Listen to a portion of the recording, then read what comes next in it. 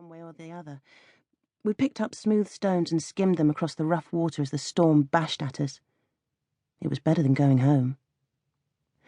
Sooner or later we'd have to turn round and head back. If we were lucky, Dad would be round the pub and we'd be able to change our clothes without ructions, if we were lucky.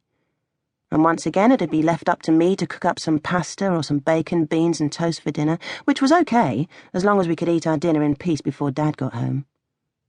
I turned to look at Josh, wondering what he was thinking. As if he sensed me watching him, he wiped his nose again with his sleeve. It was raining quite hard now. The yellow tinge to the clouds had disappeared. Now there was only dark charcoal grey. "Come on, Josh," I shouted above the noise of the waves and the rain. "Time to head back." "Liam, I don't want to go home," he shouted back. "Come on." I started walking up the beach. I didn't need to turn round to know that my brother was standing there watching me. "Come on, or I'll leave you to it," I yelled. Josh started to follow me. I slowed down so that he could catch up. When at last he did, I turned round to him and smiled. He smiled back. Without warning, I grabbed him and put him in a headlock. "Get off!" he shouted. After messing up his short locks good and proper, I let him go. Josh had to take a step forward, his hands stretched out before him to stop himself from falling. He sprang up and grinned at me. And just like that, some of the weight was lifted from my shoulders. But not much, and not for long.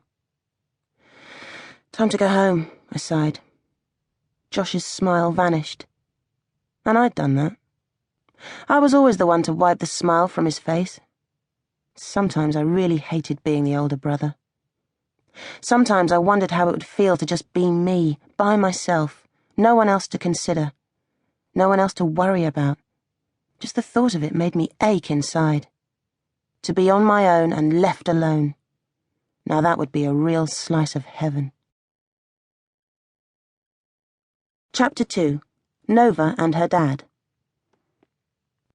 Nova had to read the wretched notice her dad had just put on the hotel notice board twice before the full horror of it sank in. What had she done to deserve such a father? Was she someone despicably mean in another life? Just who had she cheesed off? Obviously someone really high up in the pecking order of things, because she was sure paying for it now. It was like every night Dad dreamed up unique, bizarre and very effective ways to embarrass the hell out of her, and the trouble was he always succeeded. Nova sighed.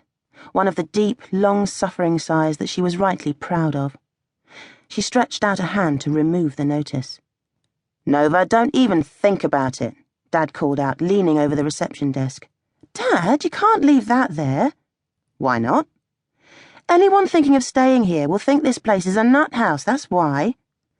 Any new guests will be impressed by the hygiene standards at our hotel." "New guests? Dream on," Nova muttered.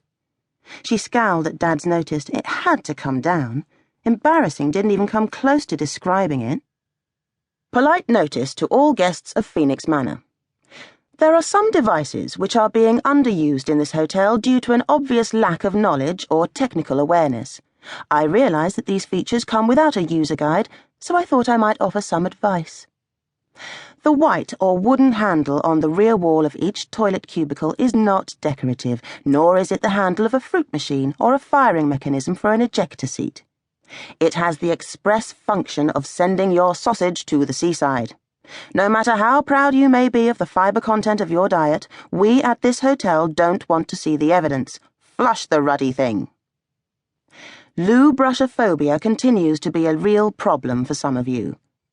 Hold the narrow white or wood veneer end of the brush and use the bristly end to remove whatever excreta may have avoided the flush.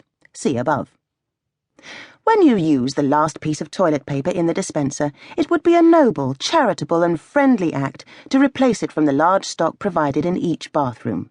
Please do not phone me or any member of my family at oh my god o'clock in the early hours of the morning and ask where the spare toilet rolls are, as happened 2 nights ago.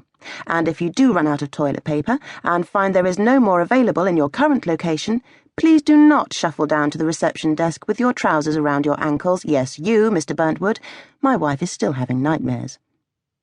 The fact that fresh urine is almost sterile does not entirely mitigate the practice of spraying it around the toilet seat and or floor like some randy tomcat. In other words, if you sprinkle